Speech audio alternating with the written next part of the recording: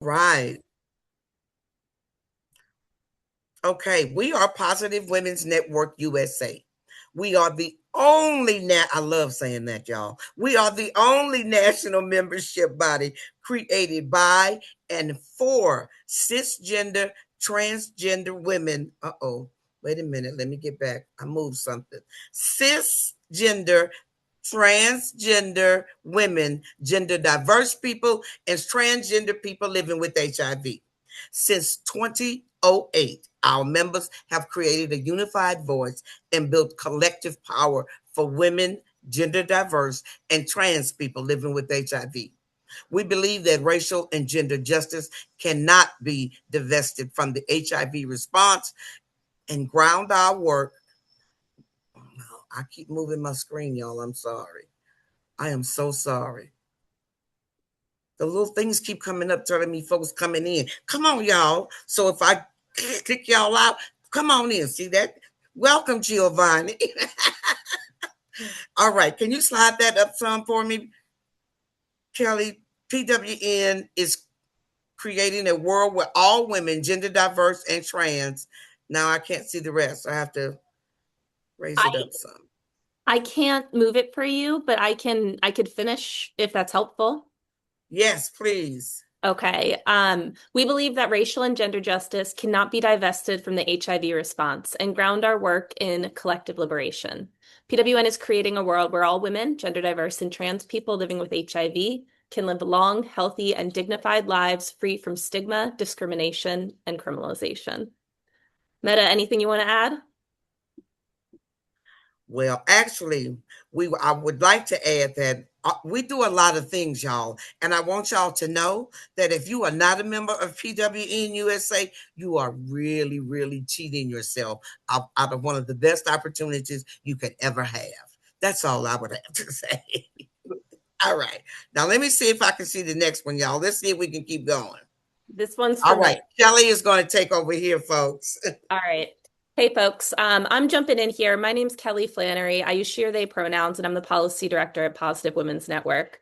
If you've been with us here before for the PWN Policy Fellowship series, normally on this slide, we have a description of what the PWN Policy Fellowship is. Today, we had to do something different because today is November 20th, marking the 26th annual Transgender Day of Remembrance, a day where communities come together to remember those of the trans and gender diverse community whose lives have been lost in the last year due to violence. This year, our communal sorrows are deepened by our rage at the current state of the nation, where trans and gender diverse communities are subjected to systemic, escalating violence and the erasure from state actors. An example came to our attention today. Along with removing HIV awareness days honoring Black and Latino people, women, and queer people living with HIV, the federal government has quietly scrubbed National Transgender HIV/AIDS Awareness Day from HIV.org. This is just one illustration of the anti-trans erasure and violence embedded in the Trump regime's policies and practices. State and local governments are taking the Trump regime's lead, pushing forward hateful laws and rhetoric. I think you all can tell I'm a little bit in my feelings. I wanted to come here to really drive forward that we cannot and will not allow those who oppose the humanity of trans people to drive the public narrative. We cannot allow them to pit us against each other. Trans and non-binary voices must be uplifted, not silenced, not stifled, not erased by a system designed to eliminate them. We must hold decision makers on all levels, federal, state, and local, accountable. We must support each other with love, unity, and solidarity. To close us out here, I'm going to drop the statement that the Trans and Gender Diverse Caucus of PWN wrote into the chat. And I just want you to know that I'm sending you all a lot of love today. And Miss Meta, I'll pass it back to you.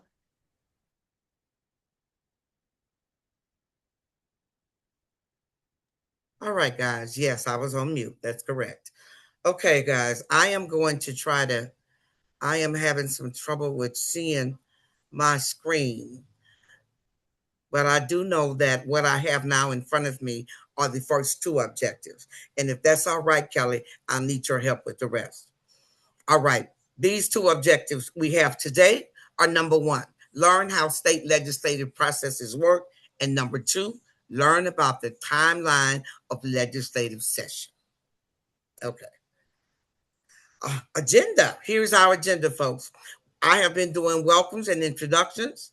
We are going to have a wonderful presentation, questions and answers, a call to action, and then we're going to close. Next slide. All right. Now, this is my part where then I'm going to get out the way and let the greatness happen. Y'all have two phenomenal presenters today. Trust when I tell you that. Now, what I will tell you is that Michael Elizabeth will be going first. I will let each of them introduce themselves, and the next phenom is Dietz. All right. Now, at this time, I'm going to turn it over to Michael Elizabeth. Thank you so much, Meta. Thank you for the great introduction. I'm Michael Elizabeth, they, she pronouns. I happen to be the Director of Public Health Policy at the Equality Federation. I'm also the co-chair of the U.S. People Living with HIV Caucus. Great to be here again, 2 years later. So I'm happy to be here. Thank you. Next slide. Oh, so no, wait. Introducing Pete. Hey everybody, I am so happy to be here today. My name is Dietz. I accept any pronoun used with respect, and I'm the statewide coordinator for the Louisiana Coalition on Criminalization and Health. That is a mouthful, so we'll say LCCH for the rest of the time. And I've worn many hats, but one of the things I want to say in this space is that I had the privilege to work for a couple of years with World, Women Organized for to Respond to Life-Threatening Diseases, which is what PWN grew out of. So if y'all ever want to swap stories about what it was like to work there when AHF took over, holler. But like, it is, I've got a long history doing HIV advocacy, and I've kind of stepped into the legislative world and policy world a little more within the last 5 years.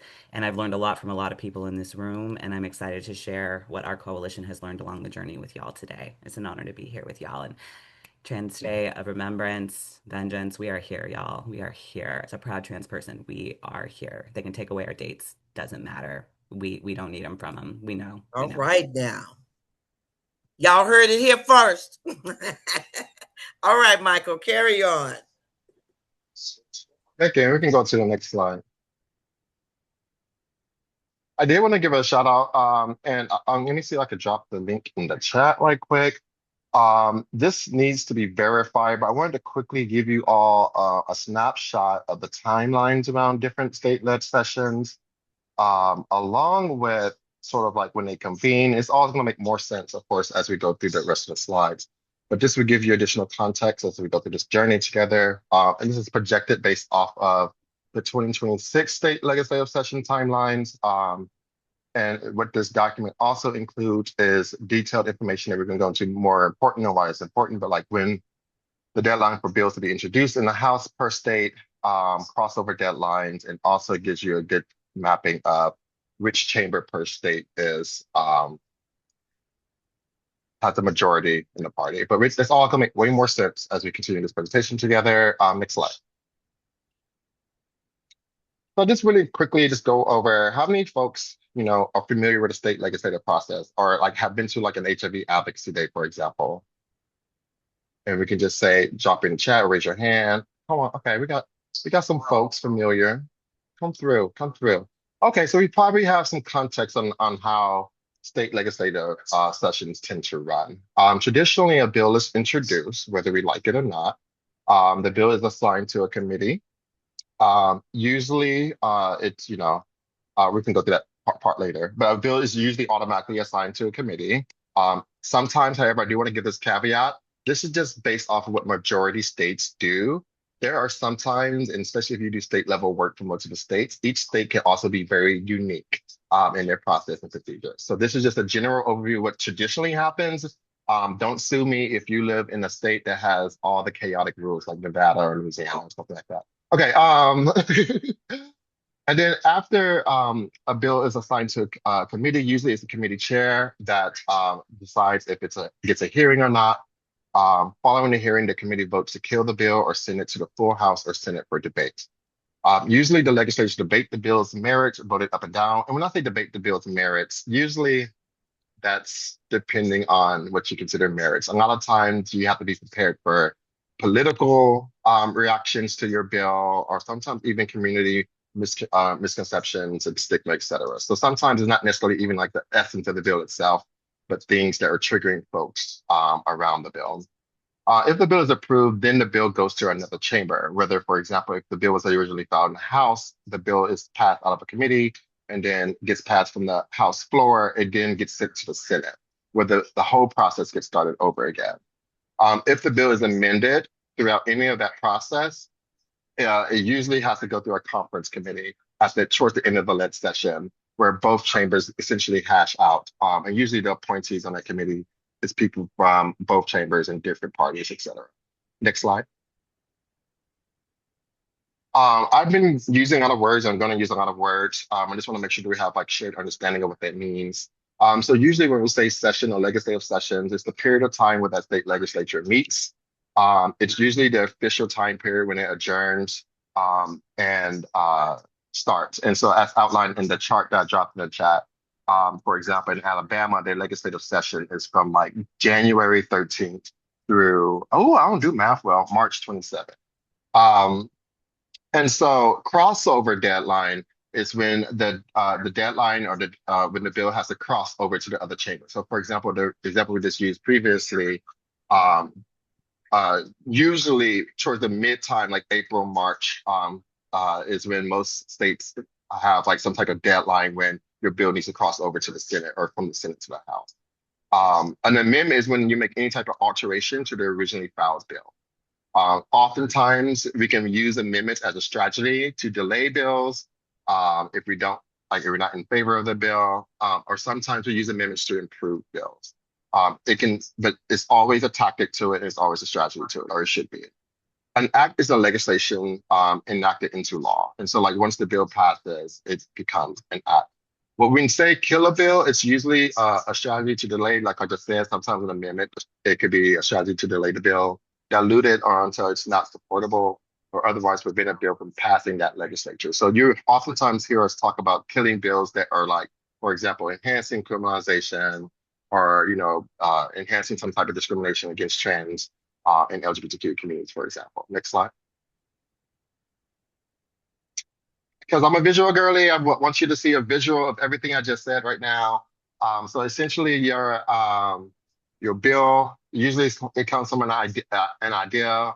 Oftentimes, you would even hear some state legislatures say that like they heard from a constituent or two that helped them file this bill. The bill is drafted. Normally, states have a whole either agency or department that helps lawmakers draft their bills. It's oftentimes a good idea to have sample legislation already drafted for your legislature so it can make the process easier for them, but also it makes sure that you preserve as much as you want in the bill filing, just as a strategy. Then the bill gets assigned to a committee, hopefully have a committee hearing, and then gets to a floor debate, as you see in the first chamber. Now that first chamber could be a House, for example, or the Senate. And then it gets sent over to the other chamber where it gets reassigned to a committee. And then it has the same floor debate in that chamber. And there's no changes. Oh, and that is a miracle, by the way, if your bill has absolutely no amendments. After going through that process, then it gets sent to the governor's office, where the governor has the power to either veto that bill or help make that bill into law. And sometimes each state can be different. Like sometimes if the governor decides not to do anything with the bill automatically becomes law.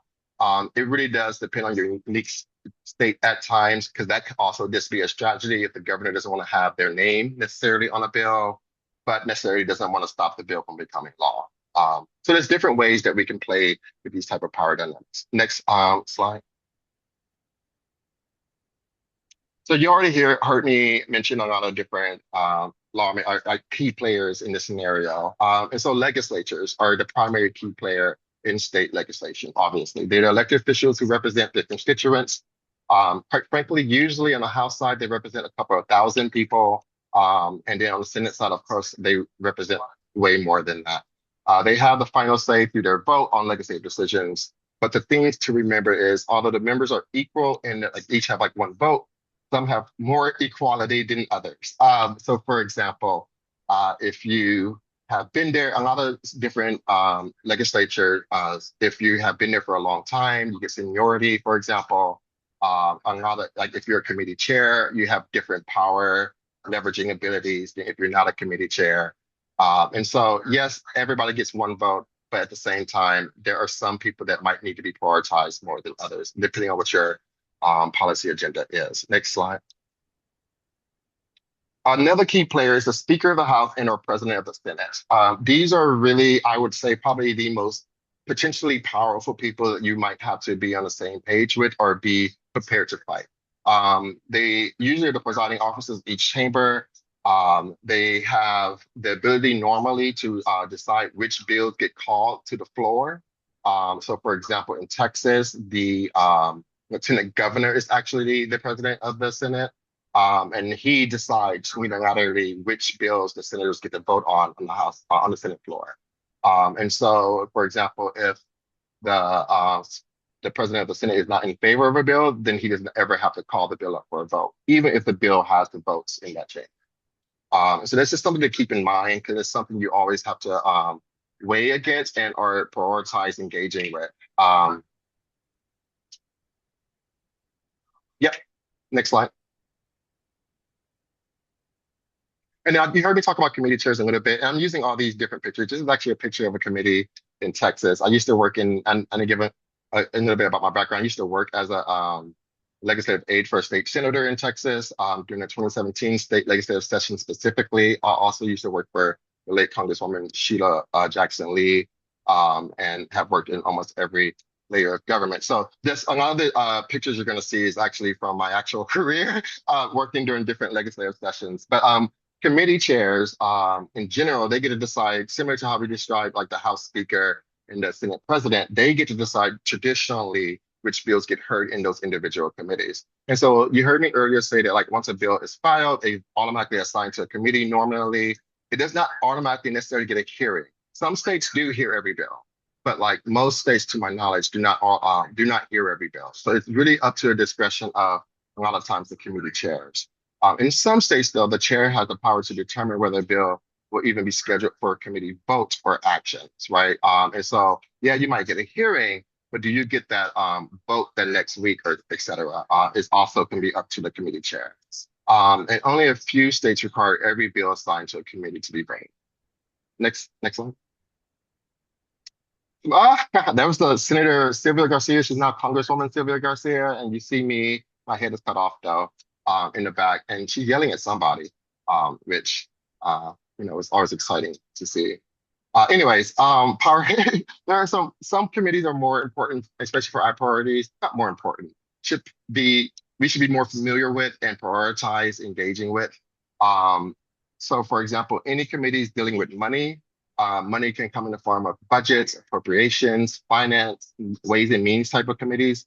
Those committees tend to decide, quite frankly, all the different resources that a lot of our communities depend on. Wiring White services funding, like we were able to get ADAP funding in Texas most recently through the finance committees to help enhance access to injectable HIV treatment, and that was done through an appropriations process. The judicial and civil jurisprudence committees tend to be very important, especially for legislation that either tries to modernize HIV laws and are looking out for legislation that tries to add additional criminalizing impacts on our community. So those are always good committees just to be familiar with and to be on top of, especially when they start having hearings, et cetera. Any committee around public health, obviously, is a committee that we should be prioritizing. And oftentimes in health and human services, and of course, local government. The reason why local government committees are sometimes those committees are called intergovernment relations are important because those tend to be the committees that hear bills that directly impact your city, your neighborhood, even at times, and also can be a vehicle to direct services to communities that we care about. Also, I say these names and it's sometimes in very hyper-political states. A lot of times bills are assigned to committees, not for necessarily the subject matter of that bill, but for the political dynamics of a committee. So for example, if the House Speaker or the Senate President signing the bills normally, they might send it to a Judiciary Committee because it's probably a conservative chair who they know is going to make decisions based on their ideology, as opposed to the Public Health Committee, where it's actually where the subject matter expertise is, right? And so we have to look out for things like that always. So just because like a bill might be public health focused or health and human services focused, if there's a political element to it, we just look out to where it's being assigned. That normally tells you to which direction they're going to try to either kill or encourage the bill to progress. Next slide. And then, of course, you heard me talk about the governor's almighty power. Of course, this is the very beautiful Governor Moore. Was even more beautiful after signing our HIV immunization bill this year that is now law as of October 1st. So the governor, as Governor Moore, shows, traditionally has the power to sign bills into become law. The governor also can veto the bill, which, we were always scared that you never know what political leanings, what last minute, pressures these very powerful individuals can get under at this last minute. And so we always try to like proactively encourage the governor to sign if we're supporting the bill, of course, to proactively avoid a veto. If the bill is vetoed, however, the legislator may sustain the governor's veto or, can override it. How does the bill get assigned? That's a great question. Some in many states, for example, in Texas, it's the House Speaker and the Senate President usually assigns the bill, but normally it's the staffers, right? Like it's their aides. They're saying, hey, because there's too many bills for any one person to actually have knowledge over. And so it's usually their aides that are saying these are the bills that need to be allocated to these committees. But technically, the power tends to be the House Speaker and or the Senate President. There might be some unique cases that depending on what state you. Next slide.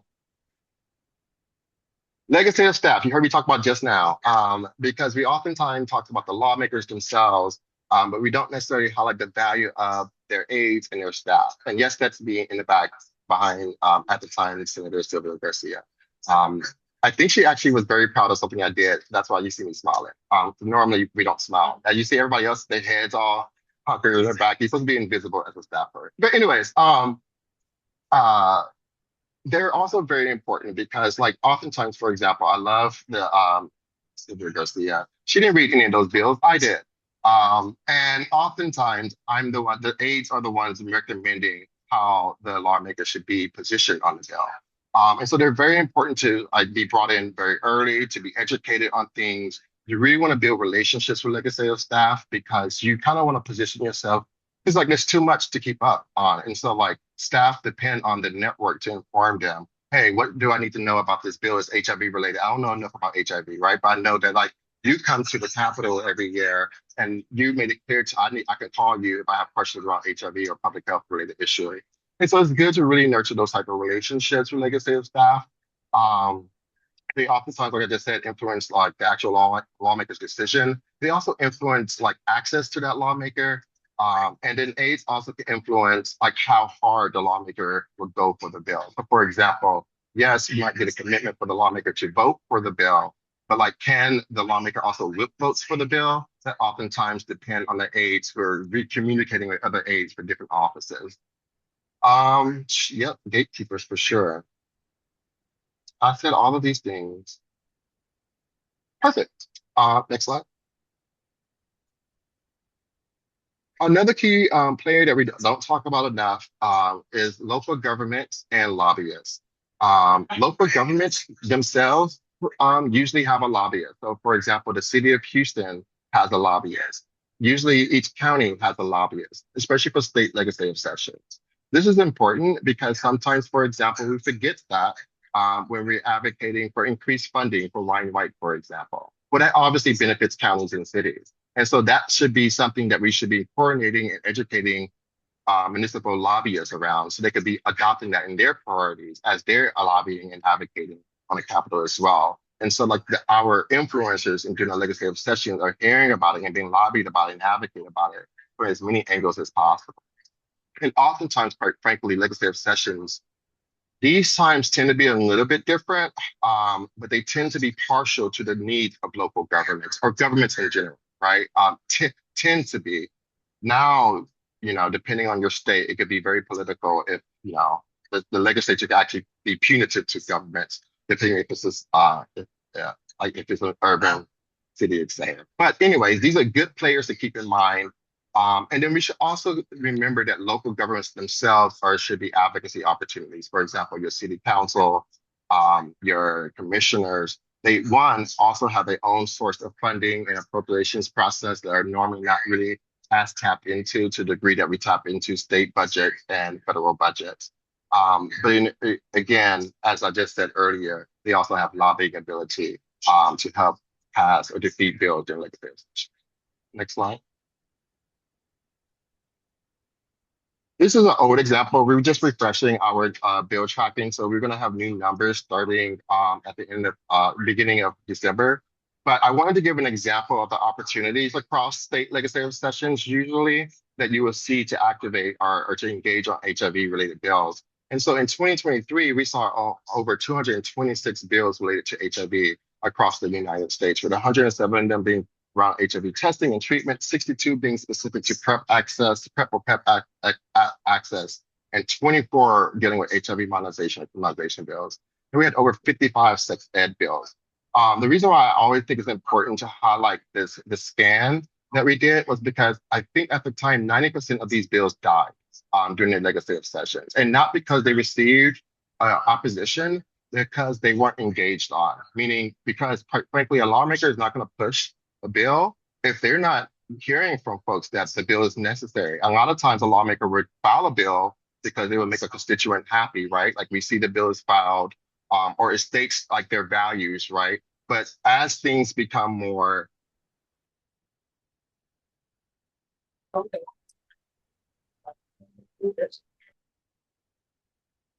you're filing over 30 to 50 bills sometimes. And so really what influences lawmakers' priorities tend to be their constituents and people who are encouraging them to like, hey, can you get that bill hearing? Or hey, what are you doing? What do you need from us to like get the buy-in from other lawmakers or the committee chair, et cetera, to help progress this bill? Oftentimes what we're seeing in legislative sessions that we just don't have like a state level capacity yet, but like this program and programs like PWN is enhancing that. So we can, I call these missed opportunities essentially. So we can eventually achieve that gap and advance all these missed opportunities to progress our causes at the local level. Next slide. I'm not going to go into this because I know this is going into hyper detail about this, but I just want to give you like a quite quick overview of like,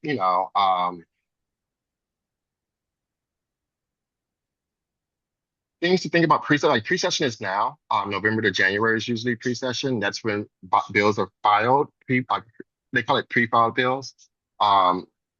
Some legislature meets early, but this is a good opportunity to educate like lawmakers' offices on the issues that we care about. But also is a good opportunity to like map out what your bills are going to be. Ideally, you would want your bill to be pre-filed. It enhances its viability during that legislative session. Most of the time, and then that's when we go to session opening, the convening intro. There's like an introduction deadline, so you can still introduce a bill during like when the session starts. But like the viability level of that bill is probably lower on the totem pole, to be honest with you. That being said, oftentimes as a strategy, you still want to introduce a bill as an education opportunity. So like maybe this legislative session, you're not, don't have the capacity, or is not viable to pass that year, but we're going to educate them on the issue. So next year, it could be a more valuable bill. It's also a good opportunity to watch for surprise filings. Like when the session opens, it's a good opportunity to really do a scan.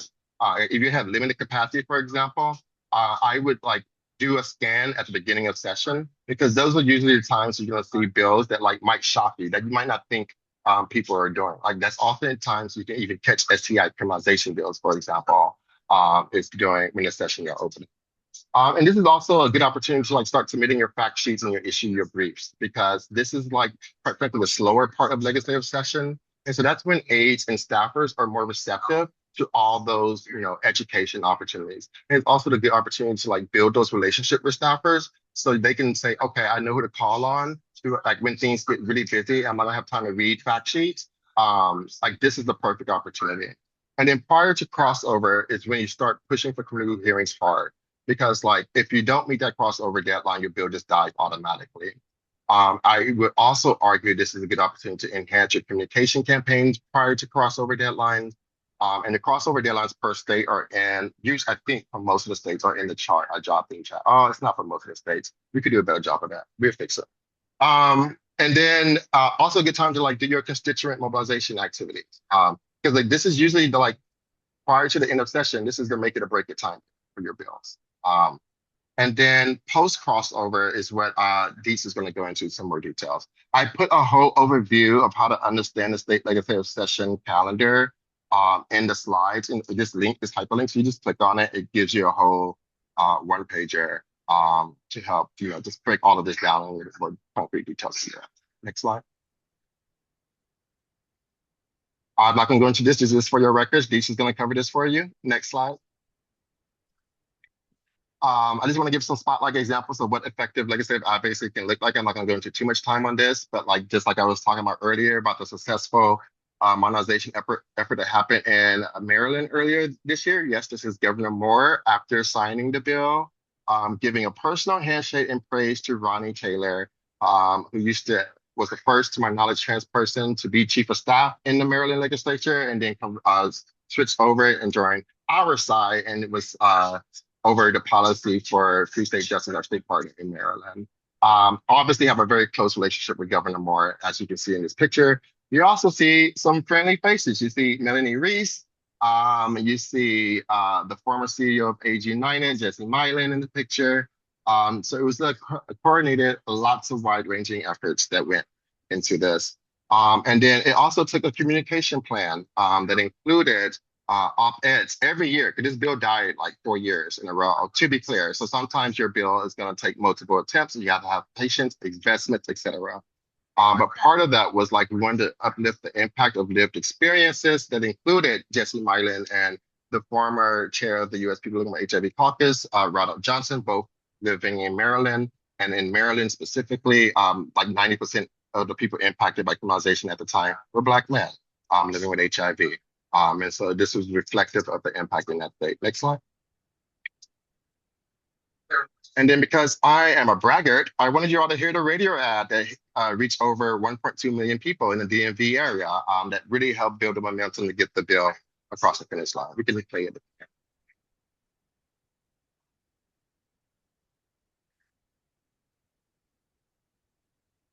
It don't work. Give me 1 sec. I think I need to turn my volume up. I'm trying again, everyone.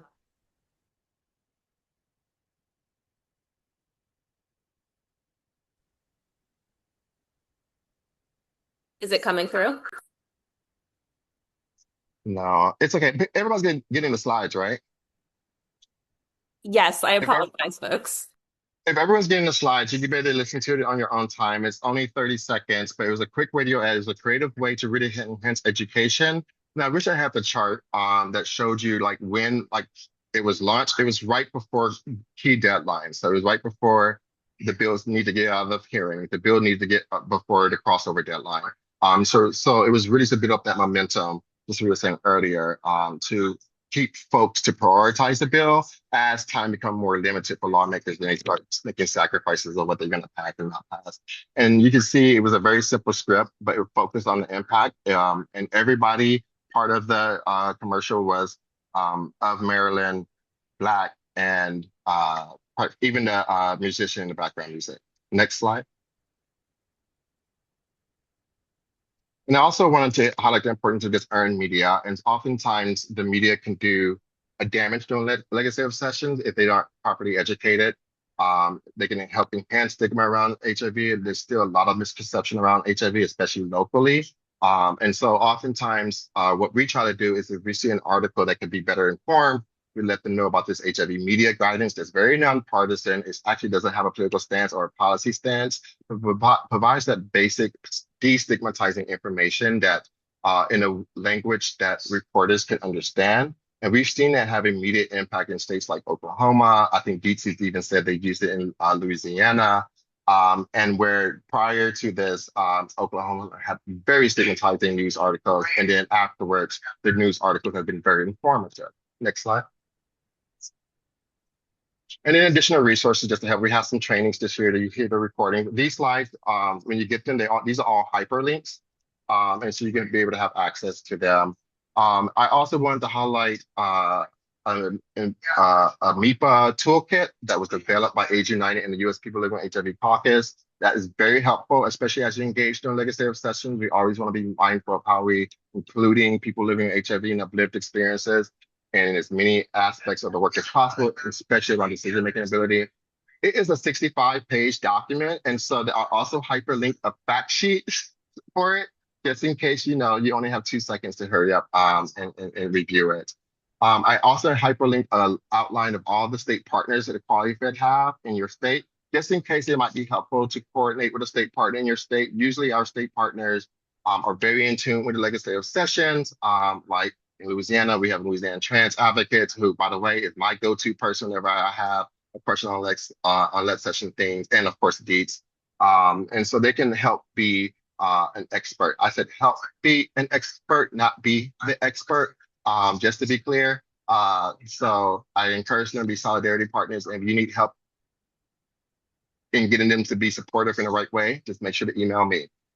Which also you can email Public Health and Equality Federation to be connected to a state partner, or if you want to explore what public health policy support and strategy could look like for you in your state. Next slide, I think. I think that might be it. That's it for me. Okay, before y'all, y'all thought I was stunting, huh?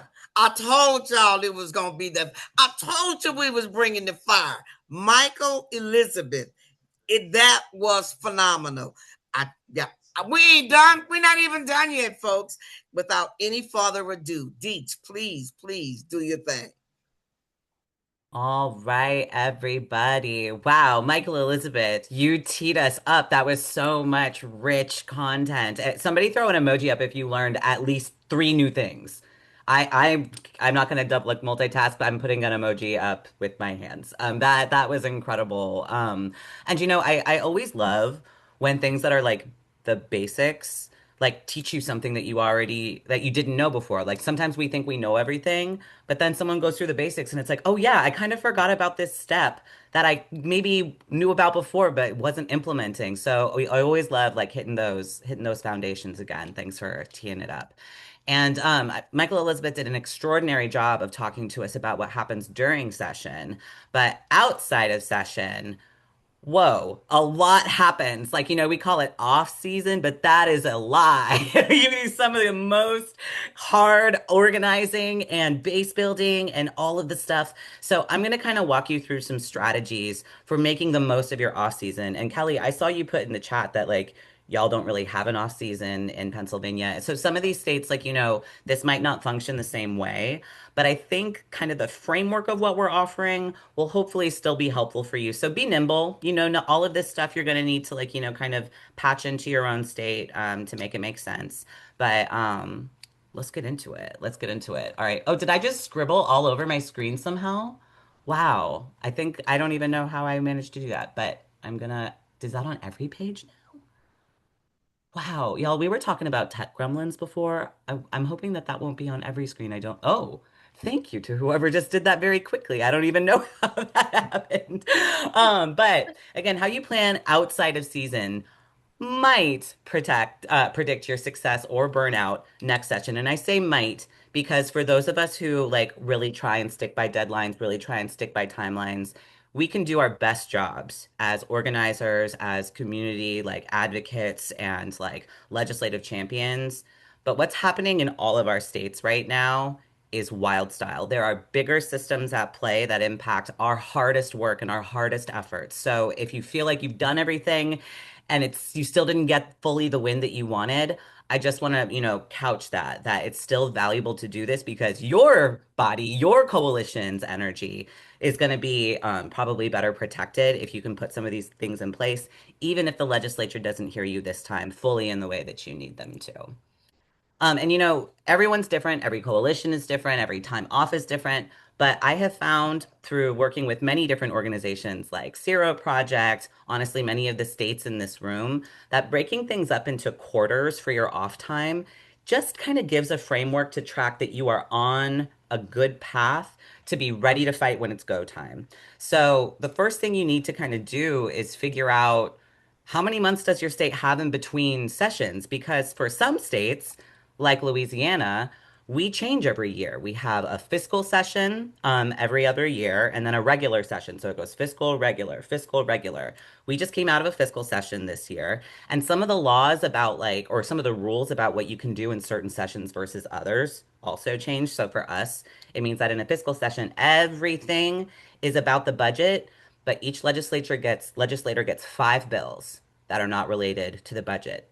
So for us, we had to decide, do we want to try and get one in there because there'll be more attention because people aren't like swimming through hundreds and hundreds of bills about everything under the sun.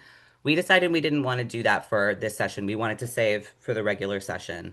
But either way, just to kind of count time, the 2 month session that we just came out of, we are going to be using the time that goes all the way around this circle until the next session starts. So regular session starts March 9th. So that's 3 months in session, which is a little bit longer, meaning that we're losing a month this time. So this cycle, we have one less month to plan. Well, we're not sweating because we're counting. So if you count between there, that's approximately 9 months, right? So we got 9 months to play right now between where session just ended in June and going around. So that's about 2.5 months per quarter. It's not clean. So like if you don't have like tidy dates, you can do that for yourself if you want to. I probably wouldn't stress myself out in that way. It's just kind of like a gauge for like when you're going through your calendar to be like, where are we with this goal? Where are we? Do we need a little more time? Should we bump this a little bit closer? But for us, just to kind of illustrate it, however you wind up painting it, our quarters kind of wind up looking like this. So I'm going to walk you through our legislative session. Bear in mind, you'll be adjusting this to whatever makes sense for your own coalition. And again, these are kind of our quarters through here. So, whatever your quarter is right after session ends, if your coalition has been engaged in a legislative session, my God, my angels, please rest. Please take time off. And I can't be more serious than this. Legislative session takes it out of you as a person, as a coalition. Like people been through some emotions by the end of the session. So please take care of yourself. I love Audre Lorde's framing of self-care as machete sharpening time. So like, get your bubble bath, get your face mask or whatever, but also think about what you need to sustain your body and your spirit in movement when you come back after your rest. You are sharpening your blade to come back to movement when you're taking your rest. And for me, that helps. Like sometimes capitalism makes me feel a little guilty about slowing down or like needing a little more rest time. Throw that out the window, sharpen your machete, however you need to do it to come back in. And I kind of highlighted over here like the months that kind of count for our quarters. And so after you've had your moment of rest, now it's time to plan, y'all. Now it's time to sit down with your people. And it's time to, if you're first jumping into this, if you're a coalition that's just starting out, kind of like taking a look at the land, for a lot of people, it's going to be reassessing what you've just been through in the last legislative session. So you're going to build goals and also baseline consensus on your direction. Because again, after session, a lot of times people are feeling a lot of feelings about what might have gone well, what might have not gone so well. So this is when it's a really good time for you to come back and look at your decision-making process. As your coalition was working through session, was communication always clear? Was there stuff that sometimes like maybe didn't get communicated quite the way or as smoothly? Were there any bumps or tensions or frictions? Like that is the time to really come back and look at your decision-making process again. And LCCH lets us say this is the time to put your meeple where your mouth is. Like, are you centering the voices of people who are living with HIV, or are you just talking about it?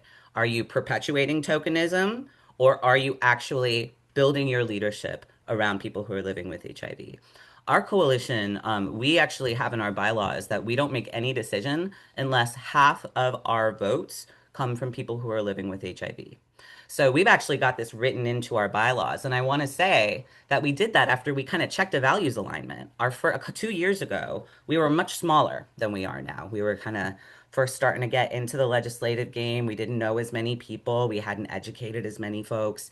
And then after a year of doing that, we had way more folks. So when we only had 4 people and 2 folks who were living with HIV and 2 folks who weren't were running the steering committee, 50% might have been okay, but we were like, we need to be able to make decisions fast sometimes, right? So it was a lower threshold before. But when we saw that we had more people, we went back and looked at our values. We were like, is this right? Or now that we have more people, can we raise this threshold? And we did. And now we have continued to have enough folks who are living with HIV to be the majority. I think we're over 74% of folks who are living with HIV who are decision makers and voting members in our particular coalition. And I put values alignment and realignment too, because sometimes through a legislative session, you might notice that there are allies that aren't at your table as strongly as they might have been in past years. But now you want to be more explicit. No, we stand with immigrants and we're going to put it in our bylaws. No, we stand with sex workers and we're going to put it in our bylaws. Like values realignment after you've seen, especially where the bombs are dropping in your own state is so crucial so that you can mean it when you say that you're about cross movement solidarity. You got to put it down. You can't just say it. You got to actually do it. And I don't like this part. I hate this part. It's my least favorite part. But if you're going to be thinking about your campaign into the next year, you got to be thinking about the money. You got to start thinking about where your budget's at. What are your grants that might turn over? Do you have any like new ideas that might need more funding? All of this stuff happens in the first quarter after legislative session is over. It's a lot of work right after right after session is over. We got 3 more quarters to get through, y'all. But we're actually no, we're still in quarter one because like that's kind of the baseline. But when you're setting up your strategy, we typically in LCCH we separate kind of our buckets of category of like goals into legislative organizing, base building, and communications. So at our strategic planning retreats, we're pulling these things out to build goals around.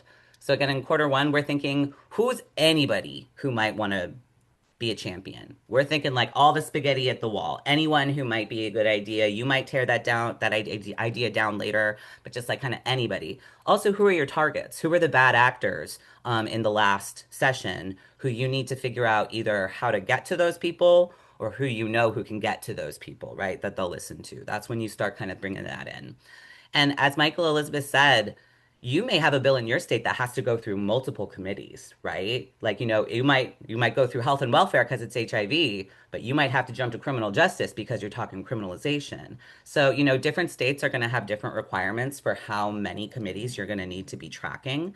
They mentioned appropriations. That's like another one, like all about that money. If you can pull, like sometimes it's a good idea to pull them in, sometimes it's not. It's going to be different state to state. But starting to kind of think about that when you're thinking about who are your targets and who are potentially your champions. And again, big picture, everything game. What are some things that you might want to have in your bill next session if you're pursuing legislation? All of this is built around the assumption that you're moving a bill. So if you're in a coalition that's not moving a bill, that's cool. I think this is still helpful to kind of think about what it might look like if you decide to do that. If you're only operating defensively, I understand that our coalition decided to do that this year. Um, that's another meeting for another day, my friends. But we were hoping that y'all will be all moving towards moving your own legislation of some sort to be a part of the process. So base building means bringing people to you. Who are the people who you're talking to? Who are the people who you want to help you build your power? Whose power do you want to help build by them participating with you? These are your base, right? So after session, I really feel like first quarter, I'm talking to all my friends who work in all of the other movement work. I'm talking to my folks who work in housing, my immigration folks, my folks doing trans equity, folks doing union work and labor work, because we mean it when we say again that issues that have to do with HIV are everybody's issue. Everybody, all of our social justice folks, we are lining up and we're debriefing. We're like, yo, how are you feeling? Are you okay? Like the real relationship building comes through here because like it's getting harder and harder to do this work out here. So really focusing in on relationship and ideas and being able to like kind of see how other people synthesized what just happened in the landscape, how other people are thinking about what might be coming down the pipeline that might impact the work that you're doing. Also, it's usually really fun. People who do movement work are like the most badass. So prioritize it. It'll make you feel better as bad news rolls in every day, all day long. And some community power mapping is a great thing to do then too. Figure out, reassess because power is always moving, right? Our power maps should never stay as they are. They should always be shifting and moving. It's a good time to come back and see who has power? Where might you might want to focus in who you're doing your outreach to? Who might you want to pull a little closer? Who do you notice that you invested a lot of energy in and didn't move? That maybe it's not worth it to invest the same energy next time. Kind of making all of those assessments internally. Um, yeah, and then moving on to comms, we got to talk about what we're doing. So being able to go back and look at your tools, whatever you used last session, did it work? Were there points on your talking points that everyone, when they tried to explain it, kind of got all messed up in their mouth and couldn't get it out? Was there a talking point that you noticed people were like, oh, that you might be able to like focus in on? All of these things are the things you're going to be noticing right in your first little quarter. And community debriefing, I think, as leaders, as organizers, we get this language or we try and keep up with it as best as we can as we're learning. The average person walking down the street in my experience in Louisiana is that most people are like, I don't have a half idea what's happening at the Capitol. I just know that it's bad and probably not for me, and I am not going to engage for that reason. This is where your power as an organizer can really shine through to be like, no, we're gonna break it down for you. We're gonna pick the things that we think we are related to our issue, and we're gonna tell you what happened in a way that you can understand it. The debriefing about what just happened is a way to keep your base engaged, especially if you just ran a campaign after everything is over. You got to come back and tell people what happened. And this is a really great opportunity to partner with other orgs who may already do this. You don't have to carry the whole burden of any of this, but if you can get into that partnership, maybe someone else is doing their own version of a community debrief, ask if you can like highlight a bill that you did or a bill that you or ask if you can speak to a bill that you helped participate in fighting or promoting, even if it wasn't your coalition's own bill. And quarter one is also a great time to say thank you to the legislators who did a good job. Like we don't say thank you often enough. We say, screw you, you came for me and I hate this. I hate what is happening. A thank you in the midst of in this particular climate goes a long way to legislators who are really trying to do the good work because it's hard for them up there too, y'all. They need to hear from us when we appreciate what they're doing. Now we're moving on to quarter two. So previously we were building, now we're solidifying. Previously, all the spaghetti at the wall, we're scraping off what we like and figuring out what we want to build with now. So I'm going to keep these three topics. We're not going to spread out from the three topics for the rest of the quarters. But this is a great time to start vetting, right? So previously you had all these ideas and maybe some of them sounded really good. Now you got to do your homework. Now you got to start digging, see who might have worked with these folks before. What was their experience like? Do they run a lot of progressive issues, but don't deliver because they run a lot of progressive issues and can't actually engage with any one of them meaningfully? Like, does someone who maybe acted kind of bad on this bill have kind of a secret bill that's kind of closer to what you're doing, that maybe they might be a better ally than you thought? Kind of going through all of these things to really decide if the people who you're considering are actually the right fit. Our coalition actually created a vetting tool that has like maybe like 12 questions on it that whenever we sit down with a legislator, we run through them. It might not be like, it's conversational. We use it as a tool, but it helps us make sure we're hitting our points so that we can better choose. And we did this after getting burned once, y'all, after having a champion that wasn't able to show up as a champion in the way that we thought she would. So we made a tool for it. It's something you can do too, because your priorities and your coalition will be different from anyone else's. Um, and mobilizing member outreach to the legislative targets. So before we were talking about who are the people we want to engage with. If you did any sign-on letters, if you collect zip codes, which you should collect zip codes for any of your anything that you do that collects name or like sign-on letters, anything like that, calls to action, see which of those people who signed onto your letters or anything you might have worked with community on in the last session, see which of those people live in the districts of the committee folks who you're going to have to be standing in front of. This is the time to start doing that outreach. And that's again a whole other session that we could do about what that mobilization could look like. But make sure it's strategic, right? Like our House and Senate together has like 200 people. Our coalition, though mighty, probably has working about like 20 to 25 people who are regularly engaged. So like we could get ambitious, but most people are doing this stuff as volunteerism. So as specific as you can get, the better it's going to be when you're asking for labor from your folks. And aim big. If you got resources to aim bigger, cool, do that. But really focusing in is a good idea when you can. And then for your actual bill, this is when you start to like hone it down. You had everything at the wall. Again, this is when you start to bring it in. This is a great time to start maybe building options, like pairing together kind of chunks of what you want so that it's easier to kind of bite it together instead of thinking of everything at once. Trying those combinations and talking it through with your coalition is a great call. Um, and again, this is when you want to keep reaching out for that monies. That's why that little money guy is drawing right there. Base building, this is when I think education, I think quarter two is when education is when, or when our coalition leans into really doing a lot of the trainings, like showing up at other coalitions meetings and doing like a 15-minute or a half an hour. Here's what HIV decrim means. This is what you should know, or whatever your issue is. Maybe you're trying to move PrEP or PEP legislation, anything along those lines. This is when you can bring in that educational piece. Um, I said business card email roundup. Y'all, I collect business cards. I wind up with like a stack of them through session that I'm like, I'll totally email you back. I will totally get back to you. So this is a time to maybe go back through and, and phone a friend and see where folks are at after people have had like a little bit of a break from session. The most important relationships will probably raise to the surface before then, but this is a good time to circle back. See what else you got in the inbox that maybe is 100 or so down if you're like me.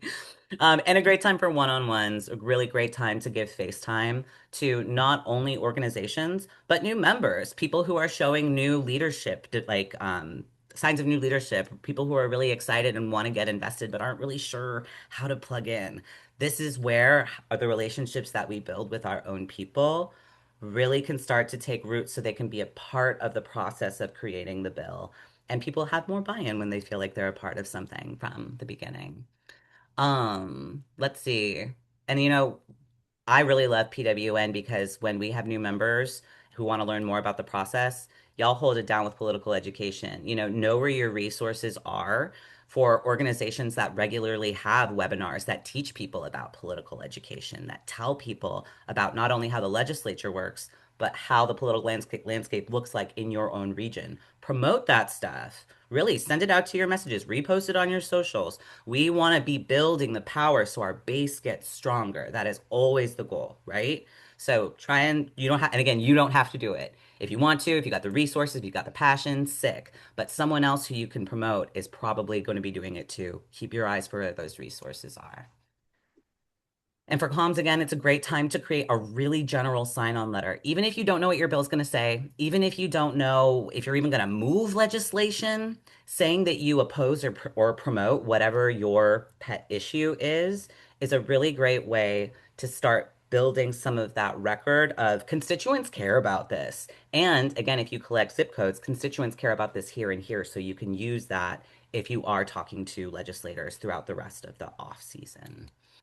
Um, and put this in here, MEPA messaging review for future comms. Is our messaging centered in the lived experiences of people who are living with HIV? Really coming back and honing down on that and trying to make sure, doing an analysis of, are these talking points actually coming from community, or did we just, if you're a group of people, because there are coalitions out there, I don't understand them, but there are coalitions out there who really don't have a lot of folks who are living with HIV involved in the leadership. And if you are one of those coalitions, I encourage you to really strongly consider why that is and maybe consider shifting your structure. And I don't think anyone at the PWN table is probably like in that boat, but you never know. We all come to this from different ways. Let's see. So now we're in quarter three. Now we got our eyes on game time. We're in quarter three right now, and I am feeling eyes on game time in Louisiana. I am like keenly aware that we've only got a few months left to like kind of put all of our stuff into action. So now how do we engage? We were planting the seeds in quarter one. We were building the ship and like kind of ideas in quarter two. How are we going to actually engage it? How do we start doing some of this stuff? So this is a time when you confirm your champions if you can, and it's not always as cute and clean. Sometimes people don't meet your standards. And if you don't, I don't think you should confirm somebody if you don't feel confident yet. I don't think that's good practice. And if that means that funders are like, well, if you're not moving ledge, we won't fund you, because I have experienced that as well. I don't know what you're going to do in your own coalition, but I think it's a good idea to trust your gut. I think if your coalition really, really has considered your political landscape, trust yourselves and trust your movement leaders who are doing other social justice aligned work before you trust a national who just has an agenda to push. Please, for the sake of your own people, your own hearts and minds, trust your own coalition. Um, and then that's when you also get to like start doing the sample bill language. And I would love to give a huge shout out to the Center for HIV Law and Policy. Their team has been invaluable to us with helping us consider the actual like technical language drafting of our bills once we've got our elements set up. They've been extraordinary to work with. And I know they've had a lot of evolution over the last like 5 years. And we have just their team right now is so wonderful. Sean, Jada, Katira, Mandisa, everybody, love across the board. So they can definitely help you walk through some of that. I put drafting and pressure testing. What I mean when I say pressure testing is we just got our draft bill language. We just got it hot off the presses this week, which is very exciting. And we are going to put it right in front of the face of the Louisiana District Attorneys Association, who were our swinging worst enemies when we introduced a bill last time. Because if we know that they are our swinging worst enemies with the most power in the room, if we know that most of the committee members will vote in alignment with whatever the LDAA says, regardless of what their constituents say, regardless of what they feel, then they're the ones who we gotta know what they think. We gotta know. And for us, we started with a bill the first time that said everything. All of our cards were on the table about everything that we wanted. So coming back to them with something adjusted isn't like putting everything, it's not like giving them too much. They already know what we want.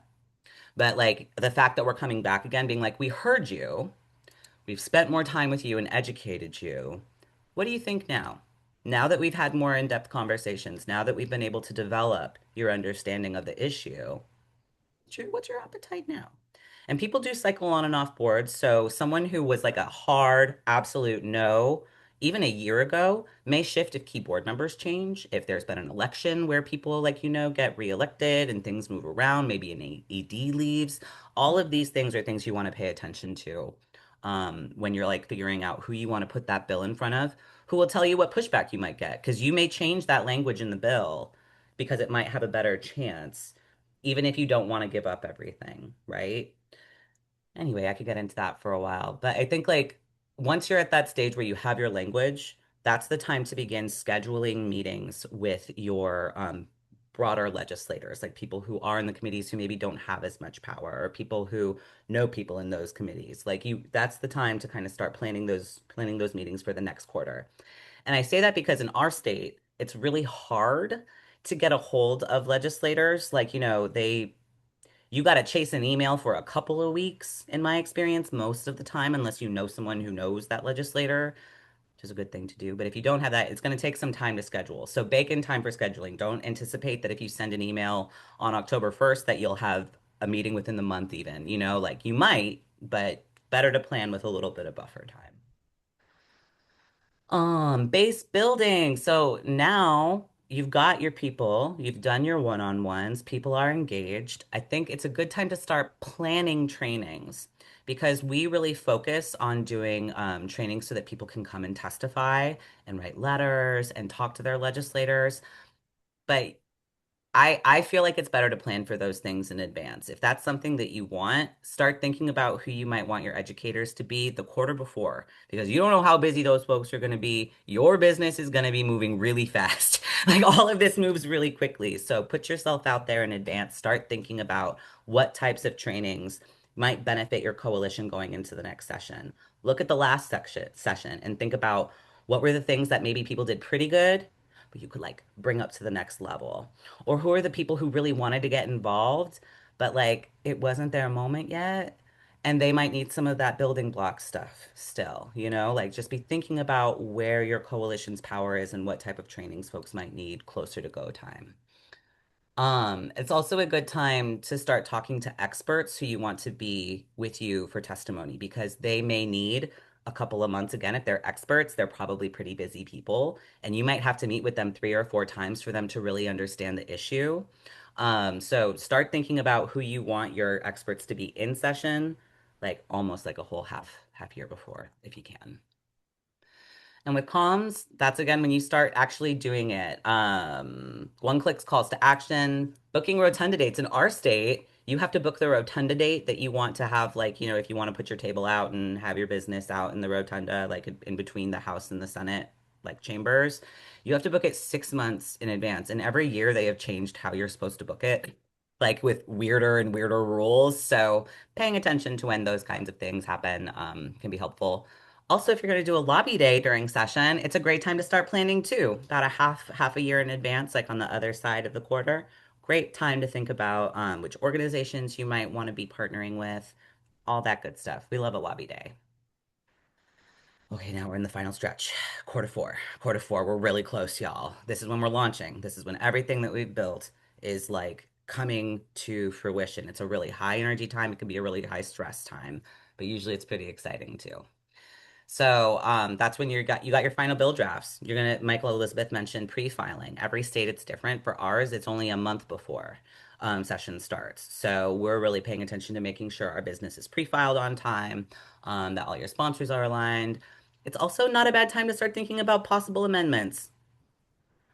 Don't love amendments. We bring them what we want, but this is a bargaining game, right? So having some of those in your back pocket, and especially if there are particular elements that might be bargaining chips that are contentious within your coalition, have those conversations now because if you try and have them during session, people will feel bad. It will cause harm. I'm just going to be plain about it. It can cause harm. If you don't do that planning in advance, people will feel hurt. Bases will be alienated. People will feel like, we talked about this. What do you mean you just like bargained that away? You have to have these conversations in advance if you can. And maybe you never have to use them, but the conversations are valuable just for, building power within your own coalition. Michael Elizabeth mentioned this too. I think it is crucial that we pay attention to what other bills are happening that have to do with other race issues, gender issues, housing issues, all of these things. We must be paying attention to what's going on in the rest of the legislature. But the cool news is that most states really do have orgs that do these kind of bill reviews. I show up to Vera Institute's bill review and it's like a party. They get pizza and everyone gets assigned a chunk. Like you don't have to do this alone. There's probably another org that's already doing this. And if not, then you can sit down on your own. But I encourage y'all to use your tech. There's all kinds of apps that are out there now, like Legiscan and like Bill Watch. Like, there's all of this technology. A lot of them have free options too, where you can track bills. The Louisiana State Legislature actually has one of its own for free that it puts on the website, which is really cool. That's actually like I think not super common and always a joy when Louisiana has something that makes interacting a little more easy for the everyday person. But yeah, so use your tech. You don't have to wreck yourself. But that's when you're going to want to start building like which and prioritizing which bills you do want to track a little more closely. That might not be your own. And again, continuing to meet with key legislators to pitch the campaign. The work that you did last quarter to set up those meetings, now you got your bill, now you got your talking points, now you've maybe got some constituents with you. Now you go meet them if you can. And now you're going to do those trainings to train up your people. Now you're going to like actually start to connect your talking points to people's lived stories. Making sure that lived stories are connected to your data and your talking points is so, so, so important. And we can't imagine that people will just do it on their own. We have to give people some scaffolding to like figure out how to build their story in that way. When we were figuring out who was going to come testify, and anyone can come testify, but when we were strategizing who we wanted to testify, we put our list of talking points with all of the sub bullets, and we had people choose which one they had a story that was attached to. And then we did workshopping around that to make sure that all of our points were hit when we were actually testifying. And it worked. We had 12 people and we had a really violent bill that would have criminalized all STIs. Y'all may have heard about HB 76. It would have made um, herpes and HPV felony charges with mandatory prison time and tier one sex offense, which is identical to what our HIV exposure law is right now. So like we were able to hold that back because we were organized. We made sure that we hit every point. They weren't confused by the end of it about where we stood and how many people stood there. So now that's the time to really like start getting strategic about who you want to bring and how you want to say what you need to say. Um, confirming those commitments for your expert testimony, having backups, because y'all, I have multiple times had folks say they could come, weather happens. For physicians, they get called into clinic, like, lawyers get to like, there's all kinds of things. Make sure you got backups for your experts if you're bringing experts in. And this part is so crucial, and I think we overlook it all the time. Creating community care plans is so, so important. How are you going to support each other if and when some legislator says something so horrifically ignorant that if there was not a sergeant at arms, there might be something else going on in that room? Like, like, I mean, how, like, planning to make sure that y'all are taking care of each other, regardless of whatever violence you are forced to bear witness to in those committee rooms, that y'all got each other. What's your debrief look like after you've brought everybody out? How do you then relay that to people who weren't there, but were maybe watching it at home and getting really, really angry? Like, what are the things you're doing to support your people to be able to do this work without feeling burnt out?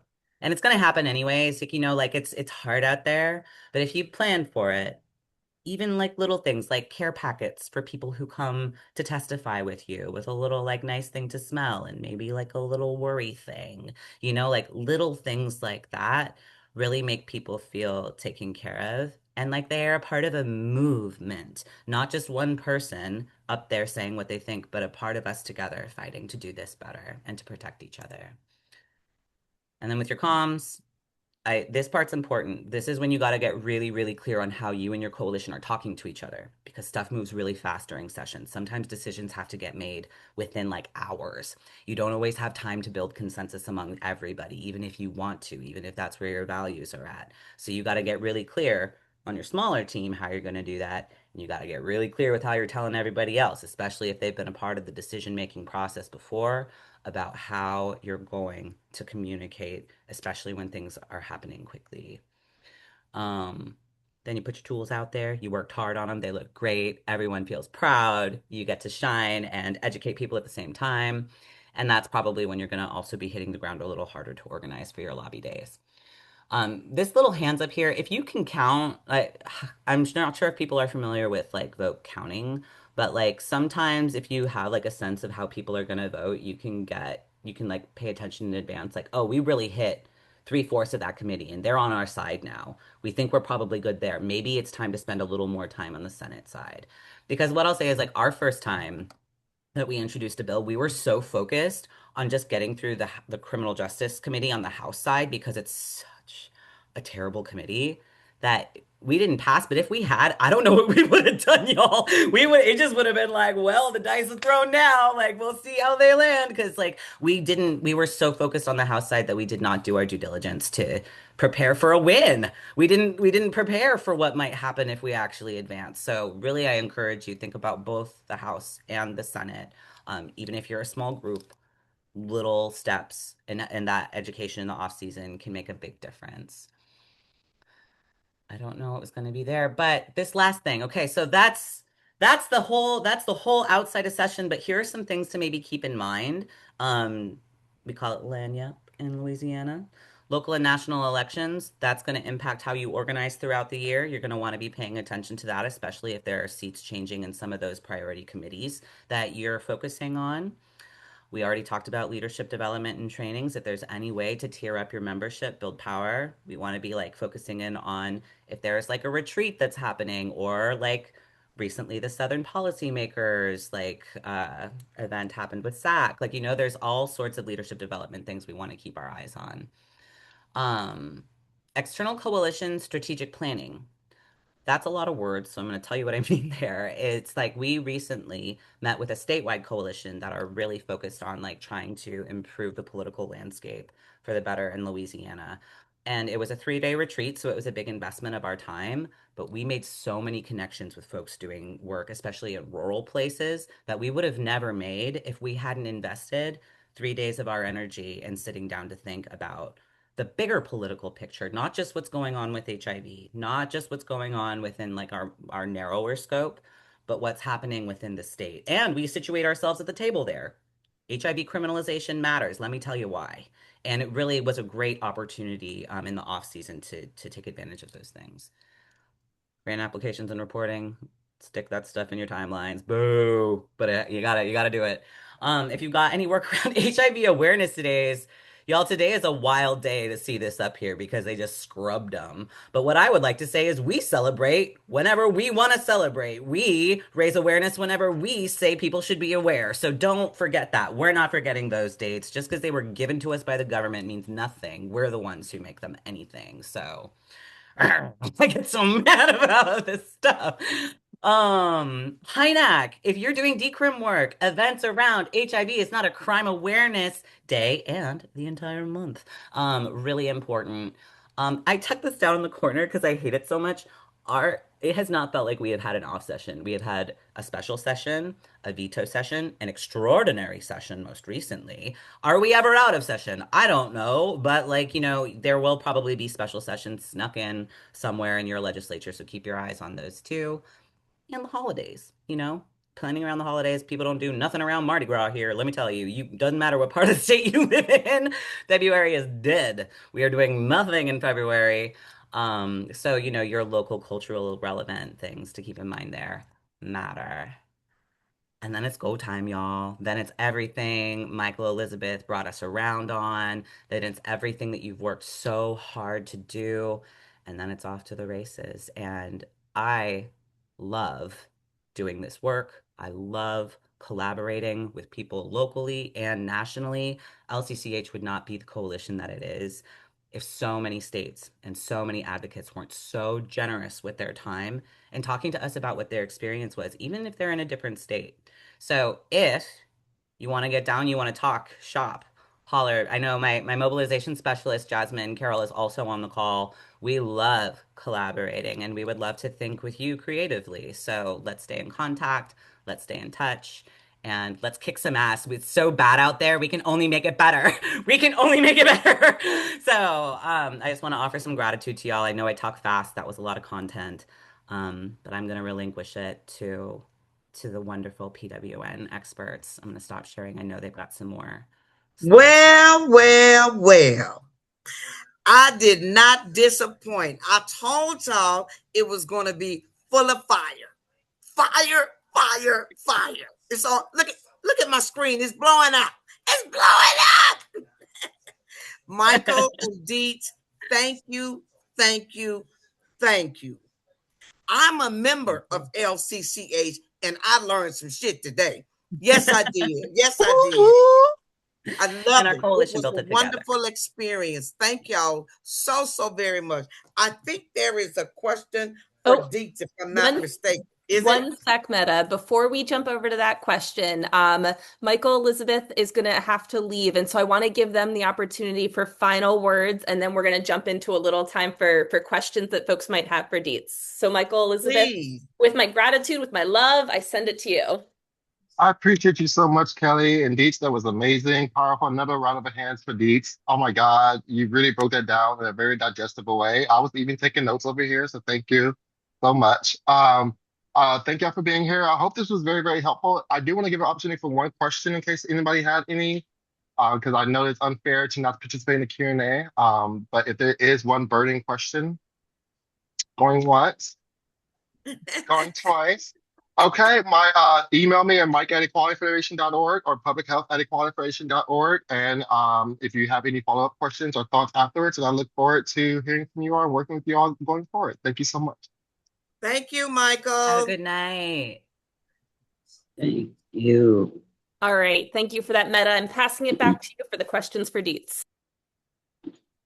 Okay. Now there was a question for Dietz in the chat. Let me get somebody to get me the chat questions. Y'all have it? I can help you out here. So there's a question in the chat that the first one I saw is from Allie.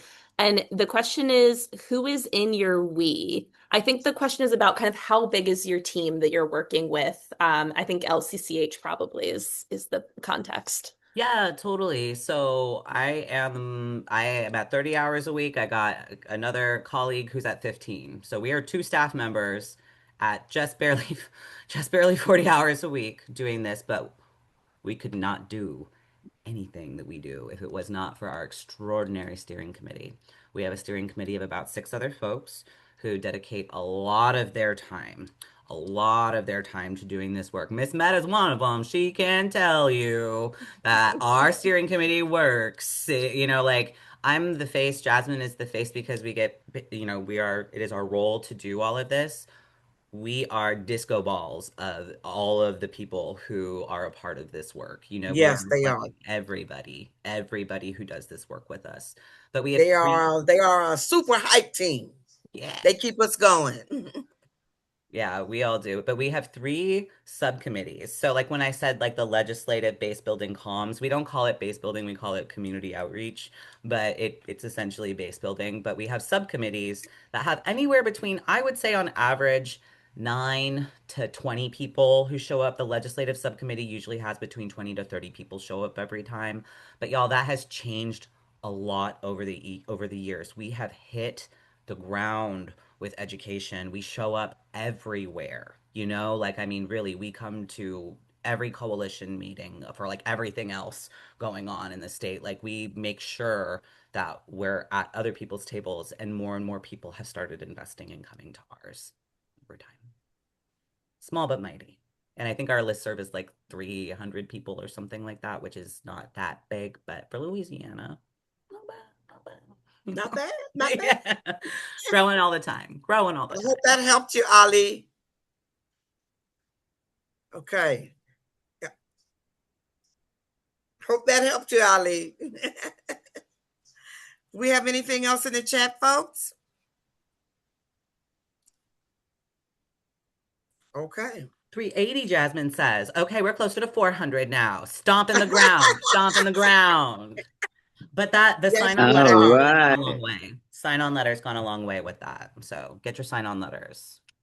All right. I think there is a yes, Kelly. Yes, Yeah. there we go. Now we cooking. So, Dietz, I have a question for you. One of the Mhm. things you said in the beginning, and actually kind of throughout, is that it takes a long time to move legislation often. And sometimes that involves, your bill failing, not progressing in the ways that you want it to. But there's also ways that we can kind of define success that gets us closer and closer to our goals every year. So I'm wondering if you can talk us through, like, what are some of the ways we can see success outside of a bill passing? I love this question because our bill didn't pass the first time. Yeah, so, we started the conversation, most we actually did a different strategy than a lot of states did. We did a study resolution first. So we did a whole legislative study before we tried to move legislation because we knew that the legislature didn't understand anything about HIV. But it was messy and it got delayed on purpose by the District Attorneys Association, and we weren't able to actually use the report from it until 2 days before session started because we were trying to like finish it, have 6 months to use it to educate people, and then our bill would happen. We had it nice and planned out, y'all. It was going to be so cute. And then the DA was like, no, you're not. And it was a heartbreak. So then we were moving a bill with legislators that had not had enough education. And we were concerned that the bill would get worse if we were to continue the conversation. So we decided to defer it. But we came out swinging. Our people who provided testimony provided strong testimony, and that resonated. So, even though the bill didn't move forward, it planted seeds and got our name got our name in the game. So that's a win, and actually the legislative study that we did, the legislator from the Health and Welfare Committee who just got randomly assigned to it, he is now our bill champion. And he is a white Republican man from the northern part of the state who used to work in corrections as a veterinarian, interestingly enough. But yeah, Go so you Louisiana. never know. You You never never know. know. You You never never know. know where your allies are going to come through. So, and he didn't care about HIV before he was on our study resolution. Didn't ever cross his mind. But he got educated and got interested. And now we've had more time to vet him. Now we've had more time to make sure he's like good. But like also we stopped a bill I mentioned before that would have really set dangerous precedent for the rest of the nation. And even though that in and of itself was a win that we successfully beat it, I think like the continued conversation, even though we weren't moving a bill, we were cooking with heat having conversations. So even though it wasn't like something like a categorical win, those relationships with legislators take time to build. They take time to build trust. So Those feel like wins. Meta, do you have what else feels like a win? What? There are wins all over the place if you look for them, y'all. I If you think don't, I, you'll I miss think them. you- I mean I think you hit it on the head. The fact that we collectively communicated together, the fact that we were willing to collaborate and go together, go through the steps together. That's a win. To Right. organize folks for a single goal, yeah, that it was a win. It was a win. The bill did not pass, but the collectivity of it, the passion behind it, the commitment behind it, because everybody had a vested interest in it. That's a Yeah. win. That's Yeah. a win. That's a win. Totally. So, Deets, do you have any closing remarks? And then we'll have a call to action. I mean, y'all are powerful beyond your wildest dreams, and when we do this together, what can we not do? It's Trans Day of Remembrance. I have so many people who I have lost in my community over the years, but Trans Day of Remembrance is also about remembering power, the people who are alive who are doing work right the fuck now. And I hate to curse in front of y'all, but this matters. Like, like we're doing this together. We take care of each other. I will say that forever and ever and ever. And nobody does this work alone. And if someone says they are, don't trust them, work with someone else. That's that'll be my closing remark, I think. Thank you, Deets. Thank you so much for presenting. It was absolutely phenomenal. Phenomenal, I tell you. Okay, now we're going to have a call to action, folks. But before we do, let me tell y'all. Okay, here we go. Okay, now the call to action is to urge Congress to extend credits without abortion restrictions.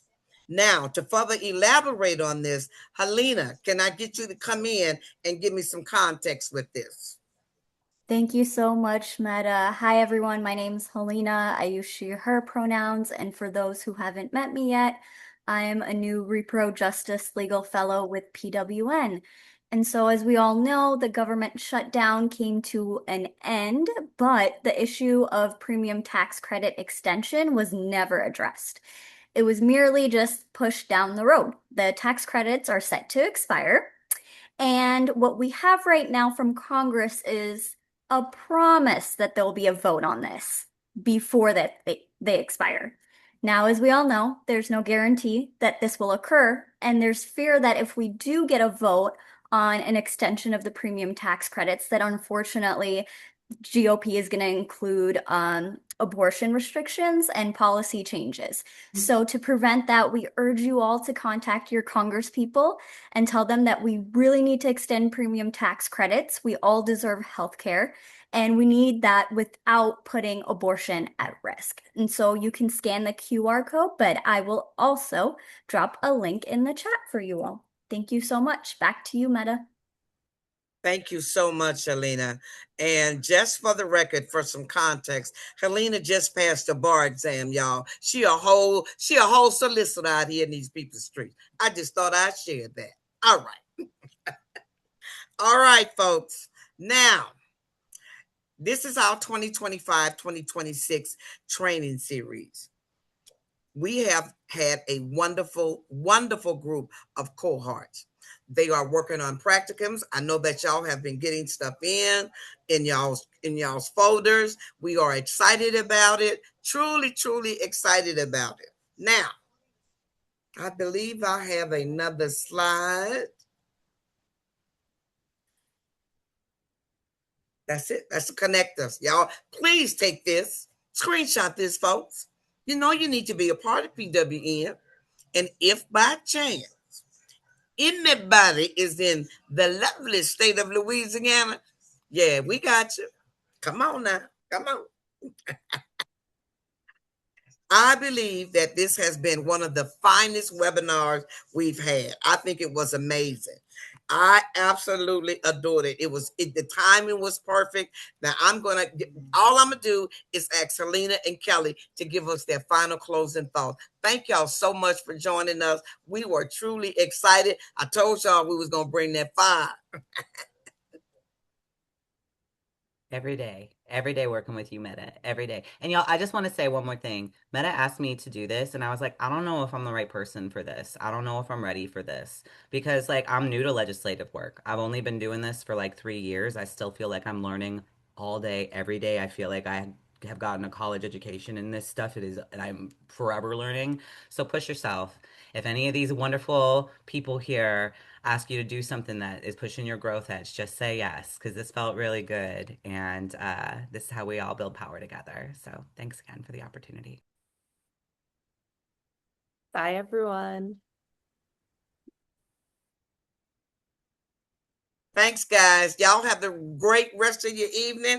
It's been a real measure of pleasure, and we'll be back with some more fire stuff for you next time. See Bye, y'all guys. later. Everybody. Good See you night, later. everybody. Great job, Mela. Great job. Thanks, Myra. Wonderful, Yeah. wonderful Thank job, you. Girl, I Mela. loved Thank it. I y'all. job. loved Thank it. Oh my y'all. God. Wonderful job, girl. Great job, Thank Mama. y'all. See you later. I learned a Bye, lot Bye, y'all. too. Kelly. I got to get my people in Alabama straight. Bye, y'all. All right, bye.